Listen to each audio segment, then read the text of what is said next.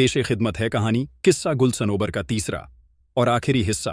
दास्तान ए गुलगुल ने सनोवर के साथ क्या क्या कहानी के 2 हिस्से पहले ही हमारे YouTube चैनल शहानी नॉलेज पर अपलोड हो चुके हैं। अगर आपने अभी तक उनको नहीं देखा है तो जाकर जरूर देखिएगा। कहानी का तीसरा और आखिर हिस्सा मुकम्मल देखने के लिए वीडियो को आखिर तक जरूर देखें।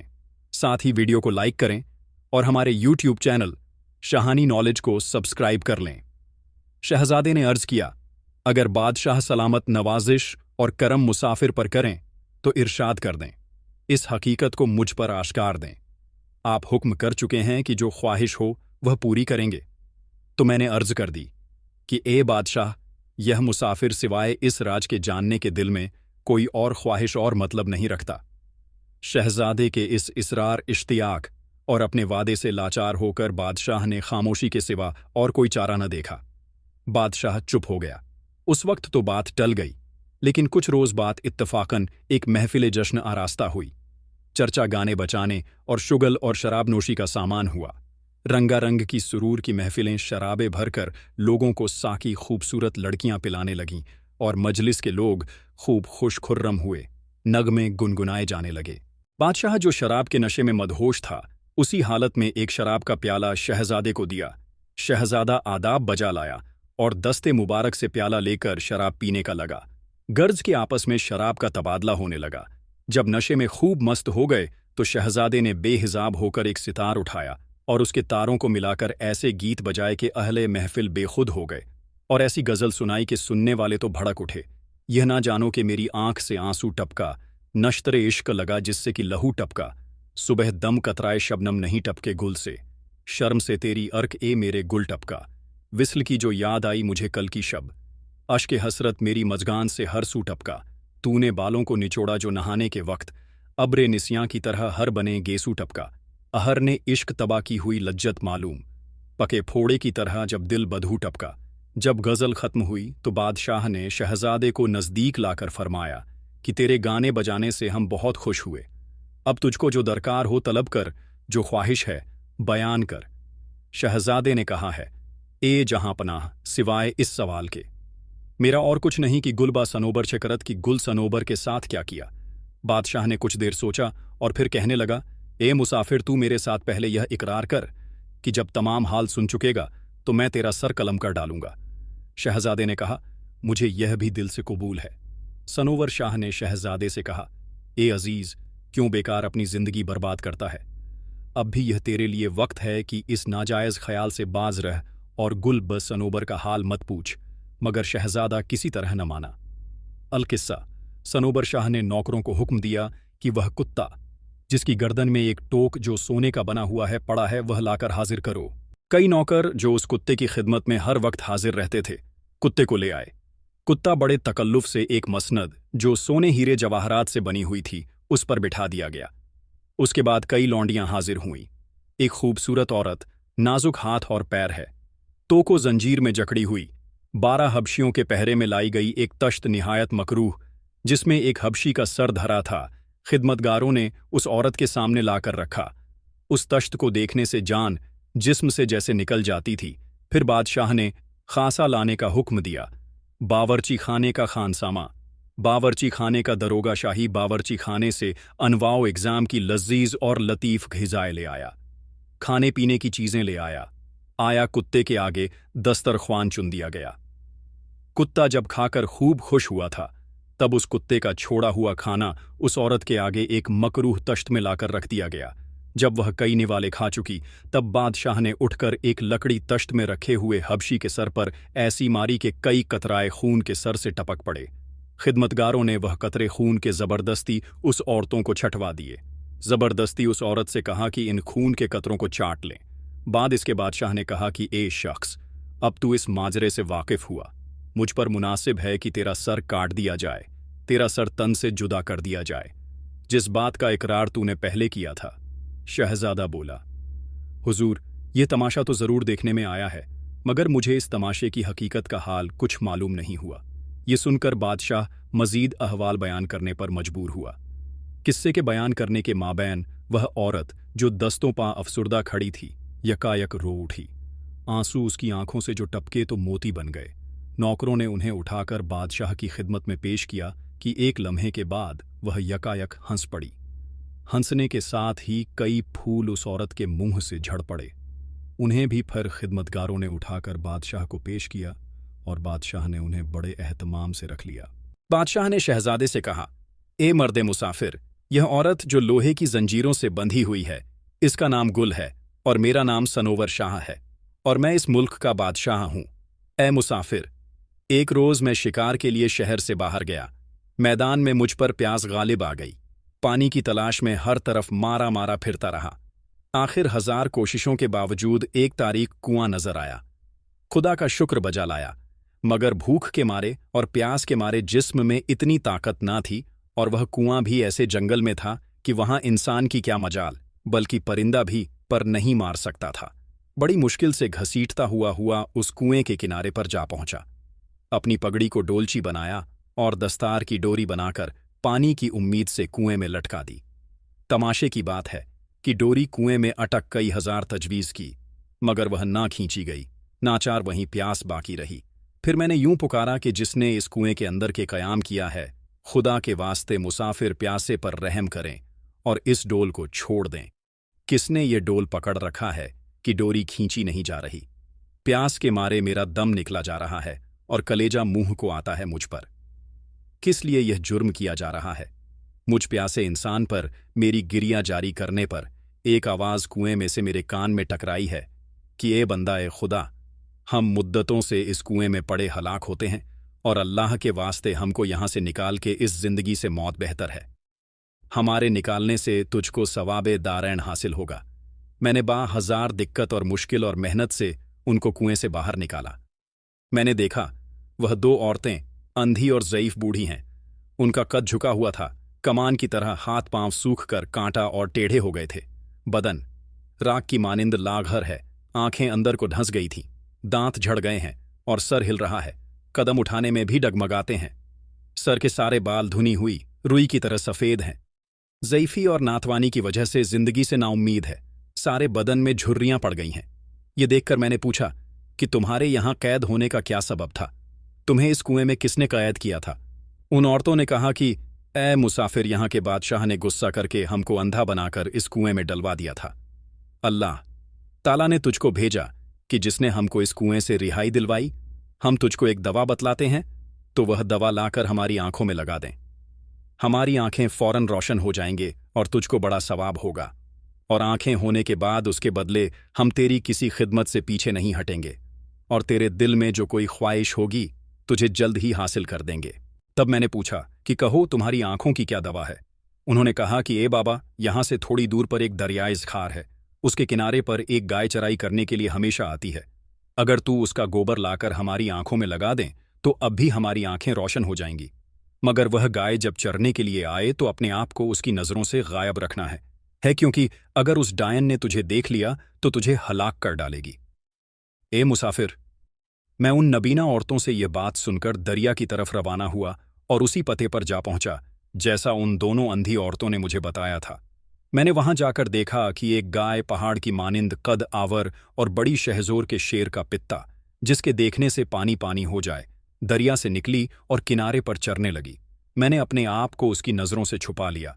जिस वक्त गाय चराई करके दरिया के अंदर चली गई, उस वक्त मैंने उसका गोबर उठाया और फिर वापस रवाना हुआ और कुएं के किनारे पर वापस पहुंचा और वह गोबर उन औरतों के हवाले किया। उन्होंने जूं ही अपनी आंखों से वह गोबर लगाया तो उनकी आंखें देखने लगी। वह इधर उधर देखने लगी, खुदा का शुक्र अदा किया और मेरी जवां मर्दी पर आफरीन करने लगी और बोली, ए मुसाफिर, यहां परियों का बादशाह रहता कि उसकी एक बेटी निहायत खुश जमाल, इतनी खूबसूरत कि जिसके मुखड़े के सामने सूरज भी बेताब और दिल महताब। उसके नज़ारे से कबाब है, उसके लब इतने मीठे किसी लाल की तरह सुर्ख हैं, और उसका एक बोसा 1000 इलाज है। आंखें उसकी सर मस्ती से सरशार और रुखसारों की लताफत से गुले। नसरीन भी शर्मसार, अगर हम तुझको उस मकान में पहुंचा दें तो उसके देखते ही तू उसका आशिक हो जाएगा।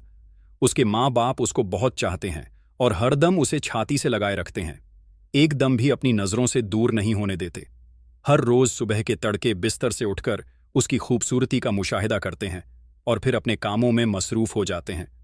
हम तुझको उसके पास ले जाते हैं, तुम उसके साथ बखुशी ऐशो इशरत करना, लेकिन अगर उसके माँ बाप को तेरी उसके साथ मेलजोल की खबर मिल गई तो उसी दम तुझको आग में डालने का इरादा करेंगे। उस वक्त तुझे कहना होगा कि अगरचे मैं गुनहगार हूं और मेरे हक में यह सज़ा वाजिब है और मैं इससे भी सख्त अजाब वाली सज़ा कर हकदार हूं, मगर आपसे यह उम्मीद रखता हूं कि आप थोड़ा सा रोगन मेरे बदन पर मालिश करके मुझे आग में डाला जाए कि उसके 22 तकलीफ जलने की मुझ पर आसान हो जाएगी और मैं जल्दी ही जल जाऊंगा और दुनिया की मुसीबत और बलाओं से निजात पा जाऊंगा। ऐ मुसाफिर परियों का बादशाह, जब तेरी यह बात सुनकर तेरे जिस्म पर रोगन मलने का हुक्म देगा, हम उसी घड़ी तेरे तमाम वजूद पर एक ऐसा रोगन मल देंगे कि अगर तू 1000 साल भी उस आग में जलता रहेगा तो आग की हिद्दत से तेरे जिस्म पर एक छाला भी ना पड़ेगा, तेरे बदन को कुछ न होगा, और वह आग जिसमें हजरत इब्राहिम अलैहिस्सलाम को डाला गया था गुल्ले गुलजार बन गई थी। उसकी मानिंद आग पर यह पानी का काम देगा कि अल किस्सा जब उन्होंने मुझसे यह बात कही और मुझको उस महल में ले गई, एक बार तो मैं समझा कि जन्नत यही है, और उसमें एक महज़बी जिसके चेहरे की रोशनी से वह सारा मकान रोशन हो रहा था, एक निहायत आलीशान तख्त पर मसनद से तकिया लगाए हुए सो रही थी। उसके रुखसारों की चमक दमक से सूरज तो क्या, पूरा आलम भी शर्मिंदा था। मैं उसकी खूबसूरती और बेमिसाल हुस्न को देखते ही हैरतज़दा और बेखुद हो गया। कुछ देर के बाद जब कुछ हवास बहाल हुए तब अपने आप को संभाला और खुदा का शुक्र बजा लाया और दिल को थाम कर इस फिक्र में पड़ गया कि अगर मैं यहां खो जाता हूं तो अपनी जिंदगी से हाथ धो बैठा हूं। थोड़ी देर के बाद वह खूबसूरत लड़की ख्वाब से बेदार हुई, नींद से उठ गई तो यकायक उसकी नज़र मुझ पर पड़ी। उससे मिलने की आरजू का शौक इस कदर दिल पर ऐसे कारी ज़र्ब की तरह लगा कि एक बार तो मेरा दिल बेताब हो गया। वह नाज़नीन खूबसूरत लड़की गुस्से से त्योरी चढ़ाकर भड़क उठी और मुझसे बोली कि ए मरदूद, तू कहाँ से यहाँ गया और किसने तुझको इस मकान में दाखिल होने की इजाज़त दी? किसने तुझे यहाँ पहुँचाया? क्या तू अपनी जान का खौफ नहीं रखता है? हरचंद वो ऐसी धमकियां देती थीं, पर बातिन में इश्क से फरिश्ता होकर मेरी दीवानी बन गई थी। मैंने कहा, ए नाज़नीन, मैं तेरी मुलाकात के लिए यहां तक आया हूं और मैं अपनी जान की कुछ परवाह नहीं रखता। तुझसे दिलदार का है दाम में लाना मुश्किल, मेरे नज़दीक नहीं जान का जाना मुश्किल। अलकिस्सा इसी तरह लगावट और बनावटी बातें करता रहा। उस हसीन लड़की माशूका ने जब यह देखा कि किसी तरह से यह डरता नहीं, बड़ा बहादुर नौजवान है, तो बड़े तपाक से मेरा हाथ पकड़कर मसनद पर ले गई और तकल्लुफ से बिठाकर बातें करने लगी। उस वक्त मुझे अजीब तरह की खुशी मेरी तबीयत में आ गई कि तन की समाई पैरहन में ना पाई। उस अजनबी ने अंगूरी शराब मंगाकर शराब नोशी शुरू की। मैंने भी उस मकान को गैर लोगों से खाली पाया और मेरी भी जान में जान आई, और जब दूसरी तरफ से भी इसी तरह की राहत पाई तो फौरन उसकी मिलन की शराब से जिस्मानी नज़र और जिंदगी का मज़ा उठाने लगा। गर्ज कई रोज़ ऐशो इशरत से गुजरे, लेकिन उस नाज़नीन को खटका माँ बाप की तरफ से निहायत रहता था। उसके दिल में माँ बाप का डर था कि कहीं इस बात का राज न खुल जाए, पर्दा न खुल जाए और जुदाई की घड़ी आ जाए और दोनों मारे जाएं। इस गम में 2 महीने गुजर गए। हम दिल ही दिल में घुलते थे। आखिर एक रोज़ उसके बाप ने, जो परियों का बादशाह था, लड़की के हुस्न पर अजीब तरह की तब्दीली देखकर हैरत से एक सर्द आह दिल में खींची और उसी दम उसकी माँ को बुलवाकर कहा, क्या तुम्हें लड़की की कुछ खबर है? हमें उसकी हालात से वाकिफ होना ज़रूरी है कि किस वजह से उसके चेहरे का रंग बदल गया है और उसके फूल जैसे रुखसारों पर खिज़ा ने क्यों डेरे जमा लिए हैं। उसे क्या सदमा पहुंचा है? उसकी वालिदा बाद उसके पास आकर पूछने लगी कि ए मेरी आंखों की पुतली, किस सबब किस वजह से तेरी यह हालत बनी है? तू क्यों उदास है? सच नहीं कहेगी, सच नहीं बताएगी तो तुझे अभी घारत कर दूंगी। गर्ज के उसके माँ बाप जितना उसकी मिन्नतें करते, जितना पूछते, वह सर झुकाए खामोशी के सिवा कोई जवाब ना देती। उसकी खामोशी से उस राज का पर्दा उसके बाप पर खुल गया। उसने यह इकरार कर लिया कि लड़की ने किसी के मीठे लब्बों की शीरनी पाई है और उसी लज्जत के खेल में अपनी रूह को तड़पा रही है। किसी नौजवान के इश्क का तीर इसने अपने जिगर पर खाया है और अपनी इज्जत और नामूस को बर्बाद करके अपनी अस्मत पर दांव लगाया है। परियों के बादशाह ने गुस्सा होकर हुक्म दिया कि लड़की की खिलवतगाह यानी तन्हाई वाले कमरे की तलाशी ली जाए और जो वहां मिले जाकर उसे आतिशकदे यानी आग में डाल दिया जाए, यह जल भुनकर राख हो जाए। बादशाह के हुक्म के मुताबिक देवों ने मुझे महल से ढूंढ लिया, बाहर निकाला और बहुत सी लकड़ियां जमा करके ऐसी आग भड़काई कि दोजख की आग भी उसके सामने अफसुर्दा हो गई। वह चाहते थे कि मुझे आग में डाल दें। मुझे फौरन उन बूढ़ी अंधी औरतों की बात याद आई जिनकी मदद मैंने की थी। मैंने वह आवाज़ें बुलंद कहा कि ए परियों के बादशाह, जो कुछ सज़ा इस गुनाहगार के हक में तजवीज़ है वह बजा है। ठीक है, मगर खुदा के वास्ते थोड़ा सा रोगन मेरे बदन पर मलवाकर आग में डलवा दिया जाए कि जिसकी वजह से मैं आसानी जल जाऊं और दुनिया के जाम और मुसीबतों से जल्द निजात पा जाऊंगा। परियों के बादशाह ने मेरी अर्ज कबूल करके मेरे जिस्म पर तेल मलने का हुक्म दिया। फौरन उन पीरजादों ने थोड़ा सा तेल, जो खुदा जाने किस चीज का था, मेरे बदन पर मल दिया। वह आग 7 रोज तक जलती रही और मैं उसमें जलता रहा, मगर उसने मेरे बदन पर कुछ असर न किया और खुदा के फजलों क्रम से मेरे एक बाल पर भी आंच नहीं आई, बल्कि वो आग हजरत इब्राहीम अलैहिस्सलाम पर लगाई गई, आग जैसी गुलजार बन गई। उन देव ने जो मेरी निगरानी के वास्ते मुकर्रर थे, यह जाना कि आदमजात जल भुनकर राख हो गया होगा, राख बन गया होगा। उन्होंने यह सोचकर जाकर बादशाह को खबर की कि जिस आदमजात को आग में डालने का हुक्म दिया गया था, इस आग में जलकर खाक हो गया होगा, क्योंकि 7 रोज गुजर गए हैं। बादशाह ने यह सुनकर हुक्म दिया कि उसकी खाक उठाकर दूसरी जगह फेंक दो। उसके जली हुई खाक, उसके जिस्म की राख जब देव उठाने के लिए वहां पर पहुंचे और राख के ढेर की तरफ मुतावज्जो हुए, तो मुझे जिंदा पाकर बहुत मुताजिब और बहुत हैरान हुए। दिल में सोचने लगे कि यह आदमजात जरूर कोई बुजुर्ग है और यह लड़की अल्लाह ताला ने इसी की तकदीर में लिखी है। सब देव और परियों ने बादशाह को समझाया कि इस नाजनीन का निकाह इस आदमजात के साथ करना मुनासिब है। बादशाह उनकी बात से यह सुनकर राजी हो गया, उनकी राय से इत्तेफाक किया। अलकिस्सा एक रोज अच्छी घड़ी पाकर शादी की तैयारी का हुक्म दिया। तमाम खादिम और कारिंदे हुक्म के मुताबिक शादी की तैयारी में मसरूफ थे। झटपट शादी के तमाम इंतजाम हो गए। बड़े धूमधाम से शादी की यह मजलिस अंजाम पाई। मुझे अपने हुजूर तलब फरमाकर मुझसे मेरे खानदान और हस्ब नसब के बारे में पूछा। मैंने अर्ज किया कि मैं बादशाहज़ादा शहर काफ का हूँ। आपकी लड़की के इश्क का तीर मेरे जिगर पर कारी ज़र्ब लगा गया है। इस वास्ते अल्लाह ताला ने आपके हाथ मुझे गिरफ्तार करवाया है। अब आपका जो जी चाहे मुझसे कर जाइए। बादशाह ने मेनरी यह बात को सुनकर मेरे हाथ और पांव खुलवा दिए और अपने दस्ते मुबारक में मेरा हाथ पकड़कर मुझसे अपने सुलूक की माफ़ी मांगने लगा। मैंने आदाब बजा लाकर बादशाह की कदमबोसी हासिल की। अलकिस्सा 2-3 रोज के बाद नेक घड़ी के मुताबिक उस गुलवतन के साथ शादी हो गई। चंद रोज उस शहर में ऐशो इशरत से गुजरे। कुछ रोज के बाद वतन वापस जाने का इरादा किया और बादशाह से रुखसत की इजाज़त चाही। बादशाह ने झेज के तौर पर बहुत से लाल जवाहरात और चांदी सोने का असबाब देकर लड़की के साथ मुझे रुखसत किया और हमारी हिफाजत के लिए कई परियों को भी हमारे साथ कर दिया। पारियां हम दोनों को एक तख्त पर बिठाकर हवा हुई। एक यान में मैं अपने मुल्क में आ पहुंचा। ए मुसाफिर, वह लड़की जिसका नाम गुल है यही है, जो कि जंजीरों के साथ बंधी हुई है। लें, अब मैंने सब हाल तुझको सुना दिया। तू भी अपने अहदो पैमान के मुताबिक नजदीक आ कि तेरा सर तन से जुदा कर डालूं। तब शहजादे ने कहा, ए सनोवर शाह, अभी तक मेरी खातिर जमा। मेरी तसल्ली इस किस्से से नहीं हुई, इस असलियत के जाने बगैर कि गुल ने आपके साथ क्या किया कि वह आज इस बुरे हाल में नजर आ रही है। बाकी कहानी तो आपने मुझे सुना दी, मगर इस गुल का यह हाल किस तरह हुआ, यह तो मुझे सुनाइए। मैं किस तरह अपना वादा पूरा करूं? आप ही फरमाइए कि गुल ने ऐसी कौन सी बेवफाई और बदाहदी कि जिसके लिए आपने उसके पांव में बेड़ियां डाल रखी हैं और यह जिल्लतें इसके हक में रवा रखी गई है। सनोबर शाह ने फरमाया कि ए मुसाफिर, जरा तवज्जो से सुन, कान लगाकर सुन, गुल की बेवफाई का हाल भी सुन। प्यारे दोस्तों, वीडियो में आगे बढ़ने से पहले आपसे गुजारिश है, इस वीडियो को लाइक करें, साथ ही हमारे यूट्यूब चैनल शाहानी नॉलेज को सब्सक्राइब करें।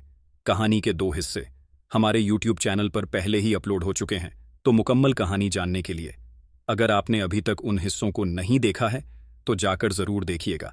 लाइक शेयर करें, कमेंट में अपनी राय दें। शहजादा यह जानने के लिए वाजिद था कि गुल ने सनोवर शाह के साथ ऐसा क्या किया जो गुल को बेड़िया डालकर इस हाल में रखा गया था। शहजादे ने जब ज्यादा इसरार किया तो सनोवर शाह ने फरमाया कि ए मुसाफिर, जरा मुतावज्जो हो, यानी ध्यान से और कान लगाकर सुन, गुल की बेवफाई का हाल भी सुन। एक रात यह इत्तेफाक हुआ कि मैं ख्वाबगाह में सो रहा था और यह परी भी नाम इसका गुल है। मेरे साथ सीना बसीना, लब्बों पर लब रखे हुए। हम आगोश थी। खुदा की मर्जी से मेरी नींद एकदम खुल गई, यानी मैं बेदार हो गया और आंखें खुल गईं। मैंने देखा कि हाथ पांव गुल के बर्फ से ज्यादा सर्द है। मेरे दिल में यह अंदेशा गुजरा कि शायद किसी बीमारी के सबब गुल के हाथ पांव इतने सर्द हो गए हैं।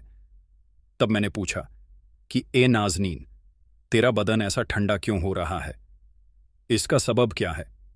वो बोली कि रफ़ा हाजत के लिए बैतुल खला को गई थी। तहारत के 22 हाथ पांव सर्द है। मैं उसकी बात से मुतमईन हो गया और उसकी बात मुझे सच लगी। मैं उसकी बात मान गया। कई दिन के बाद फिर से यही हरकत अमल में आई।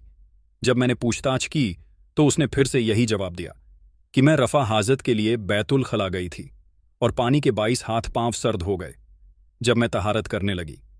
ए मुसाफिर, उस रात मेरे दिल में यह गुमान पैदा हो गया कि जरूर यह रात को किसी के पास जाती है, मगर यह राज मैंने किसी कीमती मोती की तरह अपने दिल में छुपाकर रख लिया और जुबान पर खामोशी का ताला लगाया और इस बात की तहकीक में लग गया कि अगर यह बात सच्ची साबित ना हुई तो मुफ्त में हंसी होगी और बाहर भी रुसवाई मचेगी। ए मुसाफिर, सबसे पहले मैं तहकीकात के वास्ते घोड़े के तबेले में गया तो देखा कि मेरी खास सवारी के घोड़े, जो अपनी तेज रफ्तारी और कुव्वतों के हवाले से हवा से बातें करते थे, निहायत दुबले पतले और लागर हो गए हैं। बाज की तो पीठ पेट से मिल गई है, वो तो हिल भी नहीं सकते। तब मैंने साइसों को डांटा जो घोड़े की खिदमत करते थे और उनको धमकियां दी, और बाज को तो उनकी गफलत के बाइस बहुत कड़ी सजा दी। तब उनमें से एक ने जान के डर से अर्ज किया कि ए बादशाह, अगर आप मेरी जान बख्शी करें तो मैं कुछ अर्ज करना चाहता हूं। मैंने कहा, तेरी जान बख्शी, सच बता, माजरा क्या है? साइस ने कहा कि हर रोज बिला नागा, यानी रोजाना बादशाह बेगम, जिनका नाम गुल है, यहां पर आती है। वह रोज शाहाना लिबास पहनकर और जेवर और जावाहरात पहनकर खुद को तैयार और आरास्ता करके तबेले में तशरीफ लाती है और खास घोड़े पर सवार होकर अक्सर सैर को चली जाती है। जब थोड़ी सी रात बाकी रह जाती है तो उस वक्त आकर घोड़े को तबेले में छोड़ देती है और फिर वापस महल में तशरीफ ले जाती है। ऐ मुसाफिर, जब यह हाल मैंने साइस के मुंह से सुना तो मेरे होश बेसाख्ता हो गए, हवास बिखर गए। साइस को हुक्म दिया कि आज एक और घोड़ा तैयार रखना। जब सूरज मगरिब में गुरूब हो गया और चांद किसी दुल्हन की तरह आसमान पर जलवा अफरोज हुआ तो मैं कुछ खाना वगैरह खाकर बिस्तर पर जा लेटा। यह भी मेरे पहलू में जा सोई और कहने लगी, आज मेरी आंखों में भी नींद छाई है, आओ सो जाते हैं। मैं उसके यह इशारे समझकर जानने के बावजूद भी झूठ मूठ का सोता हुआ बन गया और फिर खर्राटे मारने लगा जैसे मैं गहरी नींद में हूं। थोड़ी सी रात गुजारने के बाद ख्वाब ने मुझ पर गलवा किया, यानी मुझे नींद आने लगी, लेकिन मैंने नींद को खुद पर गालिब ना आने दिया। जब इस औरत ने यह जान लिया कि मैं सो गया हूं, तब यह अपनी पुरानी आदत से मजबूर होकर बिस्तर से उठी और दांतों में मंजन लगाया, आंखों में सुरमा लगाया और इत्र खुशबू की बसी हुई पोशाक पहनी, खुद को खूब अच्छे से तैयार किया, जेवरों से खुद को आरास्ता किया और मस्तानी चाल चलते हुए वहां से निकली। मैं भी दबे पांव उसी वक्त इसके पीछे हो लिया। यह तबेले में पहुंची और तेज रफ्तार घोड़े पर सवार होकर हवा की तरह एक तरफ रवाना हो गई। मैंने भी इरादा किया कि दूसरे घोड़े पर सवार हो जाऊं, लेकिन दिल में एक खतरा गुजरा कि मेरे घोड़े की आहट इसके कानों में पड़ जाएगी और यह फौरन होशियार हो जाएगी, और इस तरह मेरा मतलब मेरे हाथ से जाता रहेगा। मुझे जो जानना है मैं नहीं जान पाऊंगा। अलकिस्सा में पैदल ही इसके घोड़े के पीछे पीछे तेज रफ्तार से चलने लगा, कभी दौड़ता, कभी गिरता, कभी भागता। यह कुत्ता जो तुम देख रहे हो मेरे पीछे पीछे चला जा रहा था। गर्ज के चलते चलते गुल एक मकान में पहुंची। कई हबशी वहां पर रहते थे। जबकि यह उस मकान के नजदीक पहुंची तो घोड़े से उतरकर उन हबशियों के मकान में गई। हबशियों ने उसी वक्त इसको घर से निकाल दिया और कोड़ों से इस बदवक्त को वह मारा मारी कि इसकी हड्डियां चूर चूर हो गईं। ए मुसाफिर, में दूर खड़ा यह माजरा देख रहा था और मैं समझा कि शायद गुल अपनी जान से गई है, यानी मर गई है, क्योंकि इस मुद्दत में मैंने इसको कभी एक फूल तक जोर से ना मारा था, क्योंकि हबशी और जांघियों के इश्क की तलवार से यह घायल थी। इस काफिर ने यहां उफ तक ना की, बल्कि उल्टा उनके कदम चूमने लगी और मिन्नत और समाजत करने लगी। आखिर उन्होंने पूछा कि आज देर करने का सबक क्या है। यह बदब होकर बोली कि आज बादशाह जो सोया हुआ था लेकिन बहुत देर तक जागता रहा, इसलिए आने में मुझे कुछ देर हो गई, कुछ वक्त लग गया, नहीं तो मैं अब तक कब की आ गई होती और तुम्हारे मिलन से शरबते लज्जत हासिल किया होता। अब उम्मीदवार हूं कि मेरी इस कोताही को दरगुजार करो, मुझे माफ कर दो। ऐ मुसाफिर। मैं यह देखकर सख्त हैरान हुआ और दिल में कहने लगा कि ए इलाही, मैंने तो गुल को कभी एक फूल से भी ना मारा था। तो फिर गुल ने किस तरह ऐसी झरबे, ऐसी मार और ऐसी चोट बर्दाश्त की? आखिरकार ये जंगी का हाथ पकड़ के उसे महल में ले गई और उसके साथ ऐसो इशरत में मसरूफ हो गई। इस हाल को देखते ही मारे गुस्से के मेरा कलेजा फटने लगा और आंखों से शोले निकलने लगे। मैं बेताब होकर उस बदतमीज मजमे में चला गया। हबशियों ने मुझे देखते ही शहद की मक्खियों की तरह मुझे घेर लिया, क्योंकि मैं बहुत ही दिलेर और जोरावर था, बहादुर था और उनकी जबरदस्तियों को और ताकत को खाते में न लाया और उनके साथ लड़ने में मसरूफ हो गया। जब जंगियों ने देखा कि इस शख्स से लड़ना मुहाल है तो वह हार मानने लगे और वहां से भागने लगे। यह हबशी जिसका तू सर तश्त में रखा हुआ देख रहा है, मेरे हाथ से गिरफ्तार हुआ। मैं चाहता था कि इससे बांधकर कैद कर लूं कि इसी अशना में यह गुल आफ्ते जान वहीं खड़ी थी। पीछे से दौड़कर आई और एक धक्का मुझे ऐसा दिया कि मैं जमीन पर बेसाख्ता होकर गिर पड़ा। उसी वक्त यह हबशी काबू पाकर मेरे सीने पर आ बैठा और इस बदबख्त ने झट अपनी कमर से एक खंजर निकालकर मुझे कत्ल करने के वास्ते हबशी के हाथ में दे दिया और कत्ल करने का इशारा किया। यह देखकर मैं अपनी जिंदगी से हाथ धो बैठा और अल्लाह ताला से दुआ मांगने लगा। हबशी चाहता था कि खंजर मेरे सीने पर चलाएं, मेरे गले पर चलाएं और एक ही खंजर से मेरा काम तमाम कर दे कि अचानक यह कुत्ता वफादार, जिसको तुम इस शानो शौकत से देख रहे हो, पीछे से आकर इस हबशी को अपने नाखूनों से जख्मी किया और इसको अपने पंजों में जकड़ लिया। मैंने इसको फौरन काबू में पलाकर इसके नीचे से निकलकर इसका काम तमाम कर दिया, हबशी को कत्ल कर दिया और गुल को कैद करके अपने घर ले आया। 4 हबशी जो मेरी दहशत से भागे थे, उनमें से भी 3 को गिरफ्तार कर लिया और एक जंगी भागकर बादशाह किमोस शाह की लड़की, जो मेहरंगेज नाम रखती है, उसके तख्त के नीचे छुपा है मुसाफिर। अब सारा अहवाले गुल तमाम हुआ। तू भी अपना वादा पूरा कर। शहजादा बोला, हुजूर, मेरे कत्ल पर आपका पक्का इरादा है और मैं भी अपने वादे पर कायम हूं, मगर अब तक तमाम कैफियत जाहिर नहीं हुई है। वह जंगी भागकर किस वास्ते मेहरंगेज के पास गया? वह मेहरंगेज के पास क्यों गया था, यह अभी तक पता नहीं चल पाया और उसको मेहरंगेज ने उसको तख्त के नीचे क्यों छुपा रखा है? पहले यह माजरा मुझे बताइए, फिर मुझे शौक से कत्ल कर दीजिए, वरना नाहक बेगुनाह का खून करना, आखिरत में उसके किसास में गिरफ्तार होना है। बादशाह सनोवर शाह मेहरंगेज की हकीकत से वाकिफ न था, इसलिए उसका कुछ भी हाल बयां न कर सका। मुसाफिर के खून से दरगुजर किया और बोला, ऐ मुसाफिर, आफरीन तेरी दानाई, समझदारी और जवान मर्दी पर के किस किस हिकमत और चलाकी से तूने अपनी जान बचाई। अल किस्सा। जब शहजादा ऐसी ऐसी मुसीबतें उठाकर गुल और सनोबर की हकीकत से वाकिफ हुआ और अपनी जान भी बचा ली, बादशाह को ढेरों दुआएं दीं और अल्लाह ताला के हुजूर शुक्र के सजदे अदा किए। फिर चंद रोज सनोवर शाह की खिदमत में रहा, उसका मेहमान रहा। फिर वहां से वतन वापसी का इरादा करके एक रोज दरिया पर जाकर गुस्ल किया और सीमुर्ग यानी बड़े परिंदे का पर जो उसके पास था आग में जलाया। वहीं सीमुर्ग जो उसका दोस्त था फौरन हाजिर हुआ था। शहजादे ने जानवरों को शिकार करके पहले की तरह खाने पीने का सामान मौजूद किया और फिर सीमुर्ग पर सवार होकर 7 दरियाओं को पार करके सीमुर्ग के ठिकाने पास पहुंच गया। सीमुर्ग ने बहुत खातिरदारी और मेहमानदारी की। चंद रोज सीमुर्ग के पास ठहरकर वहां से रुखसत हुआ और हबशियों के किले में पहुंचा। उसकी लड़की को फौरन तमाम असबाबे जौहर के साथ लेकर रवाना हुआ। फिर उस मैदान में जा पहुंचा जहां शेर से उसकी मुलाकात हुई थी और कानून दस्तूर के मुताबिक उस शेर से भी मुलाकात बखूबी की और कुछ रोज के बाद आगे रवाना हुआ। शहजादा मंजिलें तय करता हुआ जब जमीला बानो के मकान के करीब पहुंचा तो वह शहजादे के आने की खबर पाकर इस्तकबाल को बाहर निकली। बड़े तपाक से शहजादे को लेकर बाग में गई, मेहमान नवाजी की तमाम रस्में अदा की। शहजादे ने अपने इकरार के मुताबिक उसके साथ शादी की। कुछ दिन ऐशो इशरत में मसरूफ रहा और फिर चंद रोज के बाद जमीला बानो को साथ लेकर लतीफ़ा बानो के शहर की तरफ रवाना हुआ। चंद रोज में वहां जा पहुंचा और बाग में लतीफ़ा बानो के जा पहुंचा। सोने जवाहरात से बने हुए खेमे लगाएं और चंद रुस्तम किस्म के नौजवानों को हुक्म दिया कि लतीफ़ा बानो की हड्डियां कस कर जल्दी उसके हुजूर में ले आए।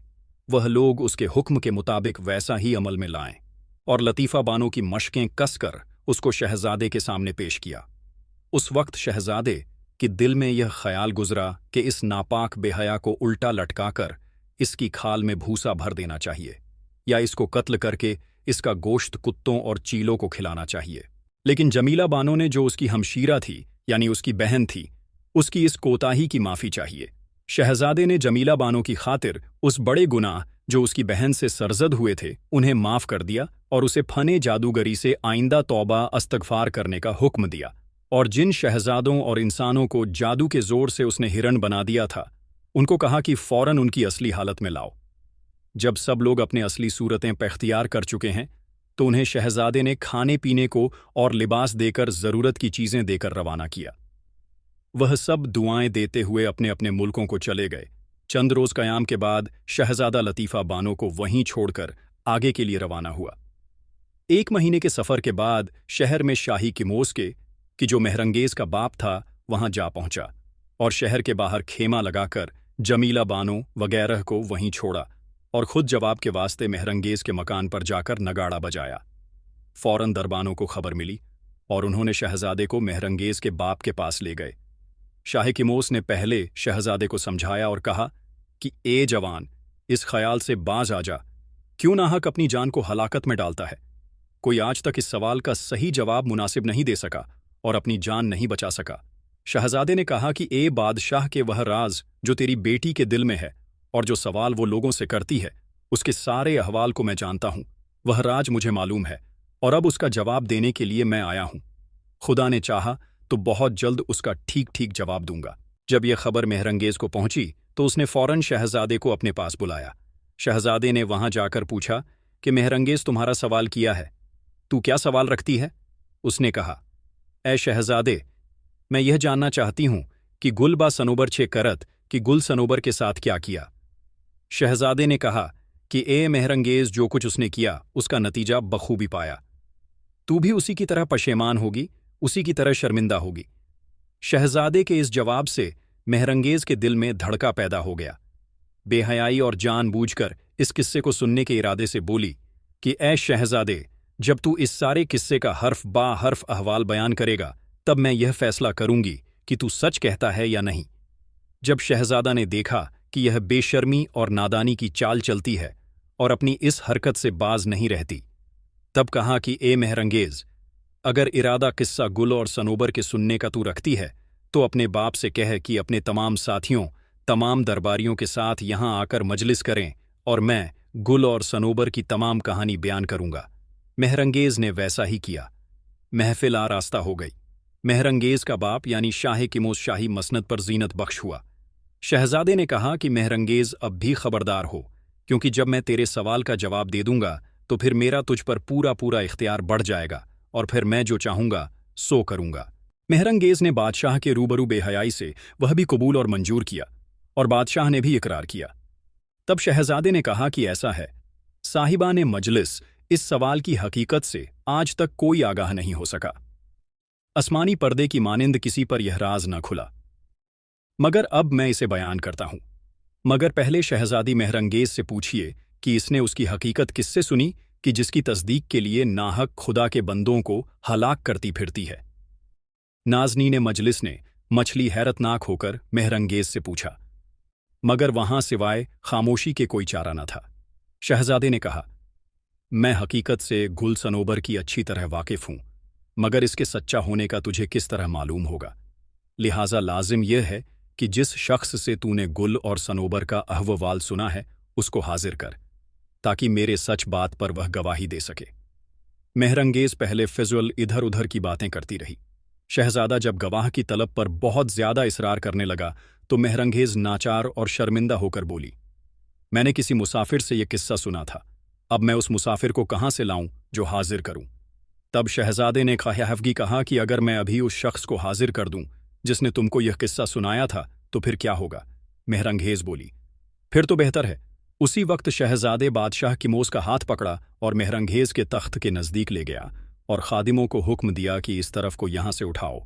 उसके हुक्म के मुताबिक जैसे ही तख्त को उठाया वहीं मेहरंगेज़ के उस राज का शीशा गिरकर चूर चूर हो गया, यानी तख्त के नीचे से वह हबशी जिसे छुपा कर रखा गया था नमूदार हुआ था। शहजादे ने फौरन उस हबशी को गिरफ्तार किया। बादशाह किमोश शाह इस तमाशे के देखने से बदहवास होकर हैरत में वर्क हो गया। में हाजरीने ने मजलिस सब के सब सर झुकाए। हैरतज़दा थे मेहरंगेज। उस वक्त भी बेहयाई से यही कहती रही थी कि शहजादे बताओ कि गुलबा सनोबर छे करत के गुल ने सनोवर के साथ क्या किया। शहजादे ने कहा, अफसोस है तुम्हारे सवाल पर अजीब बेहया किस्म की औरत हो। अब तक तुम्हें शर्म नहीं आई और इस माजरे को बार बार मुझसे पूछती हो। आखिरकार शहजादे ने उस हबशी को मजलिस में लाकर बिठाया और फिर गुल और सनोबर की हकीकत शुरू से लेकर आखिर तक और अपने पहुंचने की सब कहानी बयान करनी शुरू की। हर एक अहवाल पर उस जंगी यानी हबशी की गवाही लेता गाया। जब शहजादे ने यह तमाम किस्सा शुरू से लेकर आखिर तक सुना दिया, तब जंगी ने कहा कि ए शहजादे, जो कुछ तूने कहा वह सब दुरुस्त और सही है, और सिवा तेरे किसी दूसरे की ताकत नहीं थी कि यह अहवाल मालूम कर सकता। शाह किमोस और हाजरीने मजलिस शहजादे की हिम्मत पर तारीफ करने लगे, उसे सराहने लगे। शहजादा भी बादशाह की मेहरबानी अपने हाल पर पाकर बहुत खुश हुआ। बादशाह ने बेशुमार दौलत देकर मेहरंगेज को शहजादे के सुपुर्द कर दिया। शहजादा चंद्र रोज शाह किमोस के पास रहकर दामादी और दूसरी रस्मों से फारिग हुआ और फिर शाह किमोस रुखसत लेकर अपने विलायत को रवाना हुआ और खुदा के फजल से हबशी की बेटी और जमीला बानो और मेहरंगेज के साथ अपने शहर में दाखिल हुआ। जब उसके आने का हाल उसके बाप शमशाद लाल पोश को पहुंचा तो वह, जो बेचारा गम से निढाल था, एकदम खुश हो गया। उसकी जुदाई में रो रोकर आंखों को चश्मा बना लिया था और बदन में इतनी कमजोरी थी कि बस सांस ही अटका हुआ था। एक बार इस खुशखबरी के सुनते ही शमशाद लाल पोश ने दोबारा जिंदगी पाई। सारे शहर में खुशी की मुनादी फिर गई और घर घर मुबारक सलामत होने लगी। बादशाह एम ने इस खुशी में इतनी खैरात की कि कंगाल निहाल हो गए और दरवेश दौलतमंद बन गए। शहजादा बादशाह की मुलाजिमत में हाजिर हुआ। बादशाह ने अपनी बुजुर्गी के सबब, जो शहजादे की जुदाई में इंतहा को पहुंच चुकी थी, बहुत ज़ीफ हो चुका था, जोशे उल्फत से डगमगाते हुए दौड़कर शहजादे को अपनी छाती से लगा लिया। देर तक उसके मुंह और हाथ चूमता रहा। गले मिलकर दहाड़े मार मार कर बहुत रोया। शहजादा भी कदम बोसी करके अदब होकर बहुत ही तसल्लियां देता रहा। हर तरह से बादशाह को गम करने से रोका। इतना ज्यादा रोने की वजह से बादशाह को आंखों की बीमारी लाहकत थी। उसकी नज़र कमज़ोर हो गई थी। शहजादे ने जो सुरमा सुलेमानी हासिल किया था उसे बादशाह की आंखों में लगाया। उसके लगाने से बादशाह की आंखें रोशन हो गईं और बीनाई हासिल हुई। सच तो यह है कि शहजादा ही फ़कत ख़ानदान का वह चश्मा चिरागा था जिसका दीदार सुरमे सुलेमानी से भी बड़ा था। इस बाइस अगर फ़ौरन निगाह का दम बढ़ता तो कुछ ताज्जुब न था। शहजादे ने अपने बाप को तमाम हकीकत बयान की। शहरे काफ में जाने की सीमुर्ग के वसीले से हासिल करना, उस जंगी की बेटी का जमीला बानो की मोहब्बत, मेहरंगेज को शर्मिंदा करना और खलासी पाना, लतीफ़ा बालों के जादू से सब कुछ तफसील से बयान किया। बादशाह ने उसकी हिम्मत और जवामर्दी पर उसकी तारीफ है कि और दुआएं दी। शहजादे ने मेहरंगेज के हाथ पांव बंधवाकर उसे बादशाह के रूबरू पेश किया और अर्ज किया कि ए अब्बा जान, इस खूंखार ने आपके तमाम बेटों को हलाक किया और बंदा इसको बड़ी मेहनत और मशक्क़त से काबू करके आपके हुजूर में लाया है। अब जो कुछ आपकी मर्जी हो वह हुक्म फरमाइए। बादशाह ने अपने दिल में ख्याल किया कि शहजादा इस लड़की के इश्क और मोहब्बत में गिरता है, जिसके लिए इतनी मेहनत और मशक्क़त खींचकर इसको यहाँ तक लाया है। अब अगर मैं इसको मारने का हुक्म दे दूँ तो खुदा न खुवास्ता शहजादा बहुत ज़्यादा अफसुर्दा और दुखी हो जाएगा। आरज़दा है ना कर दिल तू, मेरे यार किसी का वक्त एक साथ रहता नहीं, हर बार किसी का, लिहाजा मेहरंगेज को सज़ा देना मसले और दूरंदेशी से बैद है। यह सोचकर शहजादे से कहा कि शहजादे, यह माल तेरा है, इस पर तुझे इख्तियार है, जो चाहे सौ कर। शहजादा ने 4 घोड़े शोख मजबूत अस्तबल से मंगवाए और उनके पांव के नीचे हबशी को बंधवाकर कोड़े लगवाने शुरू किए, यहाँ तक कि कोड़े की ज़रबों से उसका जिस्म पुर्जे पुर्जे और घोड़े के टापों से हाथ पांव उसके ज़ेरो ज़बर हो गए। मेहरंगेज हबशी की इस हालत को देखकर सहम गई और आंसू बहाने लगी और दिल में कहने लगी कि कहीं शहजादा उसे भी इस हाल में न पहुंचा दें। खौफनाक होकर बोली कि ए शहजादे, जो शख्स तुझे बहुत मेहनत मशक्क़त से एक कीमती जवाहर की तरह हासिल हुआ है, उसे हिफाजत से रख और उसकी इज्जत कर। जो कोताहियां मुझसे हुई हैं उनको महज खुदा की मर्जी समझना चाहिए, और जो भाई आपके या और दूसरे गैर इंसान जो मेरी वजह से अपनी जिंदगी से हाथ धो बैठे, उनकी तकदीर में कुदरत ने ऐसा ही लिखा था। मेरी किस्मत तेरे साथ जुड़ी थी। अगर ऐसा सबब न होता तो इस मुकाम तक तू क्यों पहुंचता और किसी की क्या ताकत थी जो इस सारे माजरे को दरियाफ्त करके जंगी को तख्त के नीचे से निकाल लाता और मेरा हाथ पकड़ लेता। आज तक मेरी जवानी के फल तक किसी का हाथ नहीं पहुंचा। मेरे लब्बों की शीरनी मिठास का मजा किसी ने आज तक नहीं चखा। मैंने अपना आप आज तक किसी इंसान को नहीं सौंपा। इस बात की तहकीक ए शहजादे तू जिस तरह चाहे कर ले। अगर तुम मुझ पर शक करता है तो जान लें कि मैंने अपने आप को हमेशा संभाल कर रखा है। मेरे पास अगरचे सबूत नहीं। जो कुछ तू मेरे बारे में सोचता है वह गलत है। मैंने अपनी इज्जत और नामूस उसको हमेशा संभाल कर रखा है। शहजादे ने इस बात को समझा और महरंगेज का डरना भी उसे मालूम हुआ, मगर उसकी दिलचस्प तकरीर खुश उतारी और सलीके से बहुत खुश हुआ और एक दिन बहुत अच्छी घड़ी देखकर उसके साथ अक़्दे निकाह बांधकर बाकी उम्र अपनी ऐशो कामरानी में बसर की। तो प्यारे दोस्तों, ये था गुल ने सनोवर के साथ क्या किया। कहानी का आखिरी हिस्सा। अगर आपने इस कहानी को मुकम्मल देखा है तो कमेंट बॉक्स में कंप्लीट ज़रूर लिखें। यह कहानी 3 हिस्सों पर मुश्तमिल है और इसके 2 हिस्से पहले ही अपलोड हो चुके हैं। अगर आपने अभी तक उन्हें नहीं देखा है तो जाकर देखिएगा, तभी आपको पूरी कहानी समझ में आएगी। यह कहानी बहुत ही दिलचस्प और हैरत अंगेज है। इस कहानी के बारे में अपनी कीमती राय का इजहार ज़रूर करें, वीडियो को लाइक करें, साथ ही करीब लोगों के साथ शेयर भी ज़रूर करें और पुरानी यादें ताज़ा करें। नए आने वाले लोगों से हमारी दिल से गुजारिश है, हमारे YouTube चैनल को सब्सक्राइब कर लें। अगर आपने अभी तक इसे सब्सक्राइब नहीं किया है, साथ ही लगे बेल बटन को ऑन कर लें ताकि हर वीडियो का नोटिफिकेशन आपको टाइम पर मिलता रहे। मिलते हैं किसी नई वीडियो में। शुक्रिया। अल्लाह हाफिज़।